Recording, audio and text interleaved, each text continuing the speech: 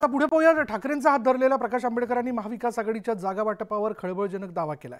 लोकसभा जागा वाटपावरून काँग्रेस आणि ठाकरेंच्या शिवसेनेत घमासान सुरू असल्याचं त्यांनी म्हटलंय. आम्हाला किती जागा सोडल्या हे माध्यमातून कळेल असा टोला त्यांनी महाविकास आघाडीतील नेत्यांना लगावलाय. दरम्यान वंचित राज्यात एकटी लढली तर किमान 6 जागा जिंकेल असा विश्वास त्यांनी व्यक्त केला. आंबेडकरांच्या या वक्तव्यानंतर वंचित राज्यात एकटी निवडणूक लढणार का याच्या चर्चा रंगल्यात. तेव्हा आम्हाला किती जागा सोडल्या ह्यात आपल्या कुठच्याच माध्यमातून आम्हाला कळते. तेव्हा आम्ही असायला म्हणतोय की काँग्रेस आणि शिवसेना यांचं चाललेलं भांडण संपलं की आमचं उपरेपणा संपेल असं आम्ही समजतो. किती जागा अपेक्षित आहे आपल्याला?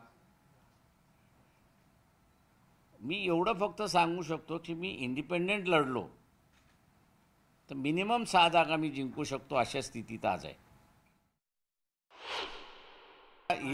मला एक सासू नाही ना.